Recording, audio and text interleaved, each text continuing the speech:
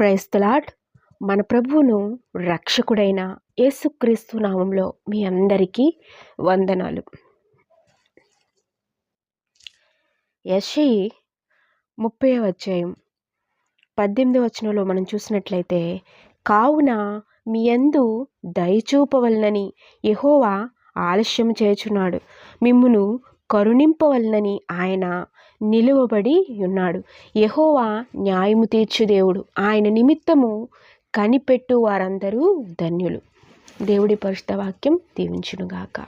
Amen. మరి వాక్యాన్ని చూసినట్లయితే, దేవుడంట మనపై జాలి చూపాలని ఆయన కొన్ని విషయాల్లో ఆలస్యం చేస్తూ ఉంటాడు.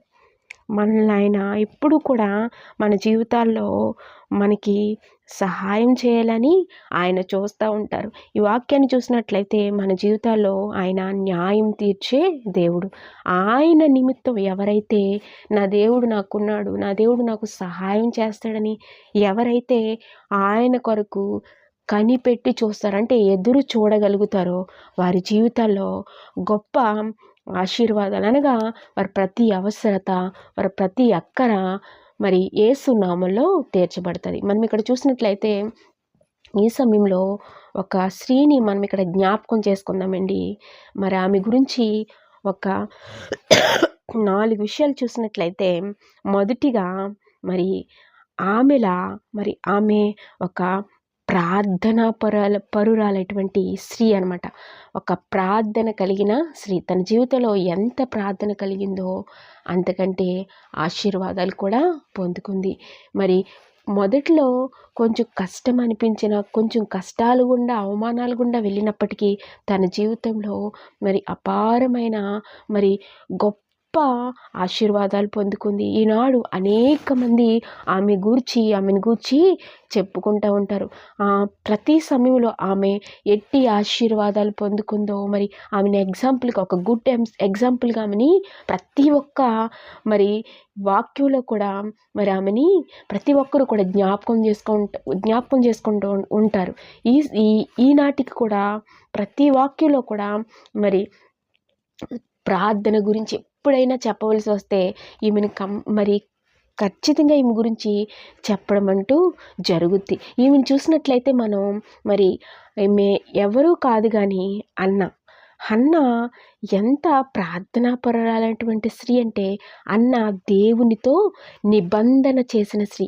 దేవునితో నిబంధన చేయడం ఏమిటా అనుకుంటే, మనం ఒక్కొక్కసారి మనం జ్ఞాపకం చేసుకున్నట్లయితే, మన పరిస్థితుల్లో చూసినట్లయితే మనుషులతో చేసిన నిబంధనే మనం పక్కన పెట్టేస్తాం కొన్ని సమయాల్లో. కానీ ఈమె దేవునితో నిబంధన చేసిన స్త్రీ. దేవునితో నిబంధన చేయడం అంటే మనం కూడా చేస్తూ ఉంటాం కదండి. మరి దేవా నాకు అది సహాయం చేయి, నీకు ఇది చేస్తాను, నేను ఎలా ఉంటాను, మరి నువ్వు అది చేసావంటే నేను అలా ఉంటాను. చాలాసార్లు మనం కూడా దేవునికి నిబంధనలు చేస్తూ ఉంటాం, మనం ఇలా ఉంటామని ఆయన దగ్గర అనుకుంటూ ఉంటాం కదండి. కానీ కొన్ని సందర్భాల్లో అవి జరిగిపోయినప్పుడు మరి దాటిపోయింది కదా పరిస్థితి అనుకుంటాం, కానీ చాలా సమయాల్లో మర్చిపోతూ ఉంటాం, వాటిని పక్కన పెట్టేస్తూ ఉంటాం. మనం ఏ నిబంధన చేసామో మనమే మర్చిపోతూ ఉంటాం. మేలులు పొందుకుంటాం, మేలు మనం పొందడానికి కారణమైనటువంటి పరిస్థితిని మాత్రం మర్చిపోతూ ఉంటాం. కానీ అందరి వలె మరి ఈ స్త్రీ మర్చిపోలేదండి. దేవునితో ఏదైతే నిబంధన చేసిందో, ఆమె కష్టమే ఆ నిబంధన. ఆమె స్త్రీలుగా చాలా కష్టమండి. ఆమె చేసిన నిబంధన ఎంత మరి కష్టమైన నిబంధన అంటే, మరి బిడ్డలు లేని సమయంలో మరి దేవుని మరి గర్భఫలం కోసం తను దేవుని సన్నిధిలో తన్ని గోజాడి భయంకరమైన ఆవేదనతో గోజాడి ఒక పోరాటమే చేసింది ప్రార్థనలో. అంత పోరాటం చేసి పొందుకున్న గర్భఫలాన్ని మరి నీ కొరకు పెంచుతాను అని చెప్పడమే కాకుండా, మరి ఆమె ఏం చేసిందంటే ఆ గర్భఫలాన్ని మరి దేవునికే ప్రతిష్ఠ చేసిందండి. ఎట్టి రీతిగా పాలు మాన్పించిన మరి వెంటనే దేవుని సన్నిధిలో విడిచిపెడతానని. మరి అది ఎంత కష్టమైన తీర్మానం అండి. మరి 9 నెలలు మనకి కని పెంచి మరి మరి మనం అంతా ఇష్టంగా బిడ్డని మనం కనినప్పుడు అది ఆ బిడ్డని దూరంగా మరి విడిచిపెట్టేయాలంటది ఒక తల్లిగా చాలా కష్టమైన పరిస్థితి. కానీ ఇక్కడ మరి హన్న ఎంత గొప్ప తీర్మానం అండి, ఎంత గొప్ప నిబంధన. మరి అందుకేనేమో ఈమె గర్భఫలంగా పుట్టిన సమూయేలు కూడా ఒక ప్రవక్తగా చేయబడ్డాడు, ఒక ప్రవక్తగా వాడబడ్డాడు. అంత మాత్రమే కాకుండా తన జీవితంలో ఈనాడు క్రైస్తవ ప్రపంచంలో ఆమెను గూర్చి మరి చెప్పని మరి సంఘం అంటూ ఉండదు, ఆమె గూర్చి చెప్పని సేవకులు ఉండరు, మరి స్త్రీల కోడికలు ఉండవు. ఆమెను గూర్చి ప్రతి సందర్భంలో ఏదో ఒక సందర్భంలో విశ్వాసంను గూర్చో, ప్రార్థనను గూర్చో, లేకపోతే ఆమె నిబంధనను గూర్చో, లేకపోతే ఆమె దేవుని సన్నిధిలో ఎలాగ కుమ్మరించిందో తన ఆత్మను ప్రతీది కూడా మరి మరి మరి ఎలా కొనియాడబడిందో ఈనాడు, ఎలా కొనియాడబడుతుందో ఆమె ఘనత. మరి ఈ ప్రతి విషయంలో కూడా ఆమెని క్రైస్తవ ప్రపంచంలో మరి ఆమె గురించి తెలియని వారంటూ ఎవరూ ఉండరు. మరి దేవునితో నిబంధన చేయడం అంటే ఆషామాషి కాదు. మరి ఒక్కసారి మరి నిబంధన చేసింది దానికి కొట్టుబడింది. మరి అట్టి రీతిగా మనం కూడా దేవునితో చాలాసార్లు నిబంధనలు చేస్తూ ఉంటాం. మనం నిబంధనలు పక్కన పెట్టేసి నిబంధనలుగా కాకుండా నెరవేర్చేదిగా మనం కూడా ఉండాలని ఈనాడు ప్రతి ఒక్కరికి కూడా జ్ఞాపకం చేస్తున్నాం. నిబంధన అంటే దేవునితో నిబంధన చేయడం అంటే మరి మనం కూడా నిలబెట్టుకునేలా మాత్రమే ఉండాలి. మరి బైబిల్ గ్రంథంలో మనం చూసినట్లయితే నీవు మ్రొక్కుకొని మ్రొక్కు తీర్చుకొనకుండుట కంటే మొక్కు కొనకుండుటే మేలు అని వ్రాయబడింది. మరి ఇక్కడ చూసినట్లయితే అన్న మరి ఏదైతే నిబంధన చేసిందో దాన్ని నెరవేర్చింది. అటు రీతిగా మనం కూడా అన్న వలె ఉండాలని ప్రతి ఒక్కరికి కూడా మరి జ్ఞాపకం చేస్తూ ఉన్నాను. మరి రెండవదిగా చూసినట్లయితే అన్న తన ఆత్మను దేవుని సన్నిధిలో క్రొమ్మరించిన సిరి. ఎంతగా మరి ఇక్కడ క్రొమ్మరించిందని ఇక్కడ ఎంత మరి చూసినట్లయితే మరి 1 సమూయేలు 1:15 1వ అధ్యాయం 15వ వచనం నుంచి మనం చూసినట్లయితే దేవుని సన్నిధిలో ఆమె హృదయాన్ని ఎంతగా క్రొమ్మరించిందో తన ఆత్మని ఇక్కడ మనం చూసినట్లయితే చదివినట్లయితే ఇక్కడ వ్రాయబడిందండి. మరి ఏలి వచ్చి తను ప్రార్థన చేస్తూ ఉంటుంటే ఏలి వచ్చి అంటాడంట, నీవు మొత్తురాలివై ఉన్నావా అని అడుగుతాడంట. మరి ఒక మొత్తురాలై ఉన్నది అని ఆ సేవకుడు అనుకున్నాడంటే ఈమె బహుశా ఈమె ఎంతగా ఏడ్చుంటుందండి. మరి దేవుని సన్నిధిలో మనం కొన్నిసార్లు ప్రార్థించినప్పుడు ప్రార్థనకు బదులుగా కన్నీళ్ళు వస్తూ ఉంటాయి. కొన్ని సందర్భాల్లో కొంతమంది ప్రార్థించినప్పుడు, అందరికీ అనట్లేదు కానీ కొన్ని సందర్భాల్లో కొంతమంది ప్రార్థించినప్పుడు ప్రార్థన కాదు కానీ మొదటిగా కన్నీళ్ళు వస్తూనే ఉంటాయి. ఫ్లోటింగ్ వల్లే అది ఆగదు, అలా వస్తూనే ఉంటుంది.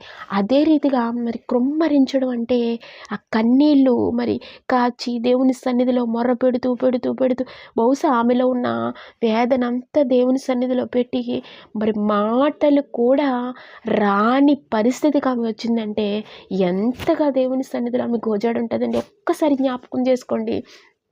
మరి ఆ పరిస్థితిని ఒక్కసారి మనం మరి ఊహించుకున్నట్లయితే ఆమె ప్రార్థన చేసిన తీరు మరి తానే మర్చిపోయిన తీరు అనుకుంటా, తానే మర్చిపోయి ఉండొచ్చు బహుశా.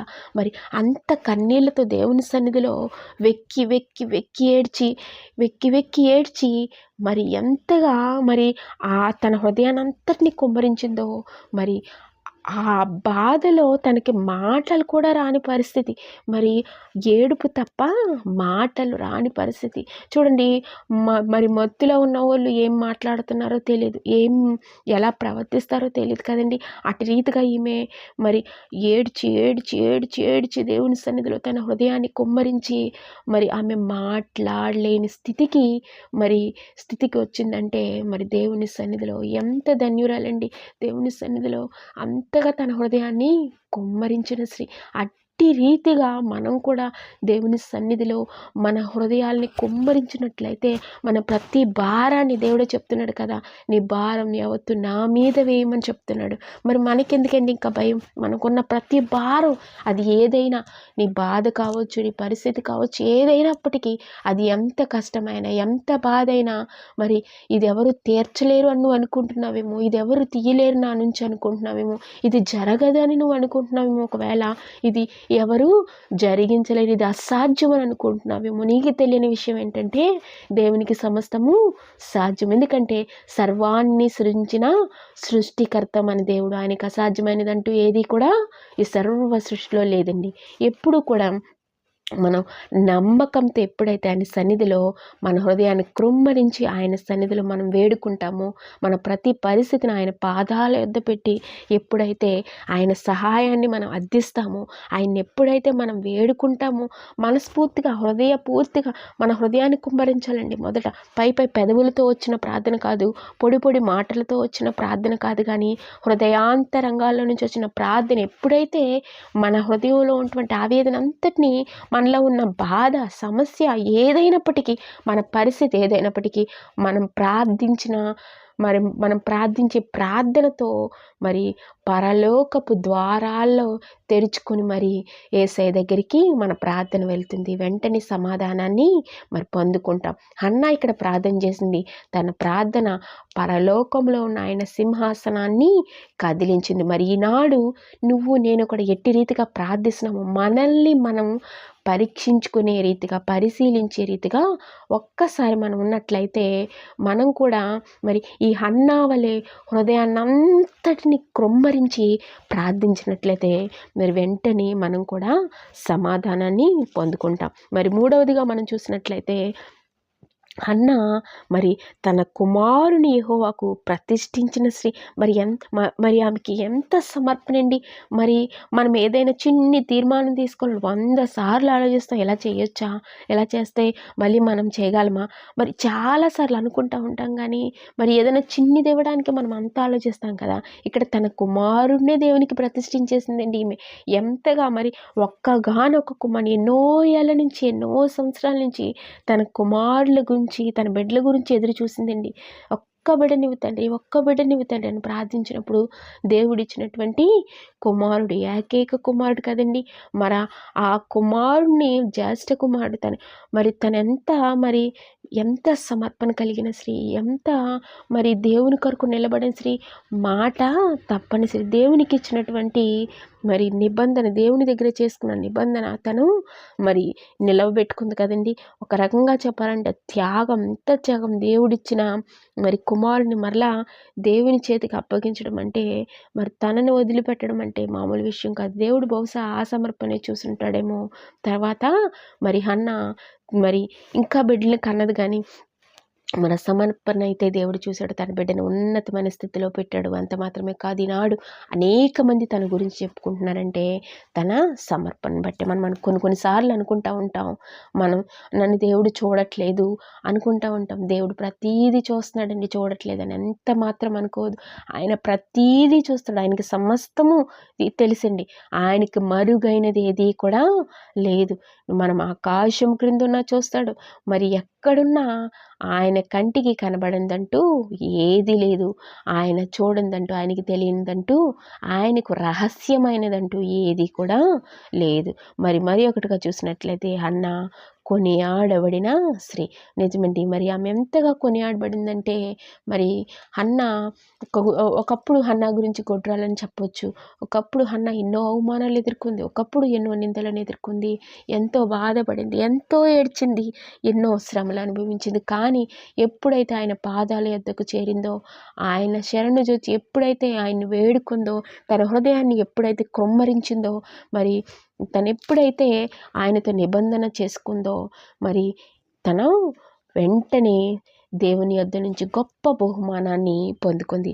అదే రీతిగా మనం కూడా ప్రతి ఒక్కరూ కూడా ప్రతి ఒక్క స్త్రీ కూడా హన్నా వలె ఉండాలి. ఆమె వలె ప్రార్థనా పరురాలై మనం ఉన్నట్లయితే మన జీవితాల్లో కూడా గొప్ప ఆశీర్వాదాన్ని దేవుల్ని పొందుకుంటాం. మన జీవితంలో ఇక్కడ హన్నా అయితే బిడ్డల కోసం ప్రార్థించింది, తను గర్భఫలాన్ని పొందుకుంది.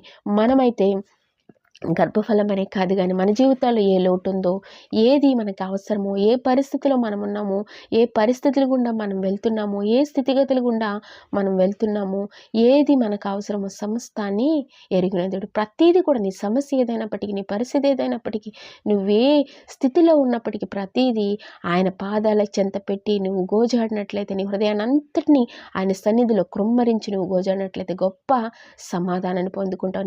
నీ సమస్యలంటికి గొప్ప పరిష్కారాన్ని పొందుకుంటావు. ఈ దినాన్ని వాక్యాన్ని వింటున్న ప్రతి ఒక్కరిని కూడా ఈ కొద్ది మాటలు ప్రతి ఒక్కరికి కూడా తెలియజేస్తూ, ప్రతి ఒక్కరు కూడా ప్రార్థన కలిగి ప్రతి ఒక్కరి జీవితంలో ప్రార్థన అనే ఆయుధాన్ని పట్టుకుని ముందుకెళ్ళినట్లయితే గొప్ప విజయాల్ని పొందుకుంటాం. విజయం నా సొంతం అనడానికి ఎవ్వరూ లేరండి. ప్రతి ఒక్కరికి విజయం సొంతమే. కాకపోతే దాన్ని అందుకోవాలి. ఎట్టయితే అందుకోవాలి? ప్రార్థన అనే ఆయుధంతో అందుకోవాలి. ప్రార్థన అనే ఆయుధం ఒక్కరికి ఇవ్వలేదు, ఇద్దరికి ఇవ్వలేదు. దేవుడు ప్రతి ఒక్కరికి ఇచ్చాడు, అందుబాటులో ఉంచాడు. ఎవరికి అవసరమైతే వారు తీసుకోవాలి. ఎందుకంటే ప్రతి ఒక్కరికి అది అవసరం. ఎందుకంటే మన జీవితాలు ఏది గెలవాలన్నా ప్రతి దానికి ప్రార్థన లేనిదే మన జీవితంలో ఏది లేదండి. ప్రార్థన లేని క్రైస్తవుడు నిర్జీవమైన క్రైస్తవుడు, మృతమైన క్రైస్తవుడు. ప్రార్థన అనేది శక్తివంతమైన. ప్రార్థన మనిషికి జీవాన్నిస్తుంది. ప్రార్థన లేనిదే మన జీవితంలో ఏది లేదు, సమస్తం వ్యర్థం. అట్టి ప్రార్థన కలిగి ప్రతి ఒక్కరూ జీవించాలని ఈ సమయంలో ప్రతి ఒక్కరికి తెలియజేస్తూ దేవుడి కొద్ది మాటలు దీవించును గాక. God bless you. ఆమేన్.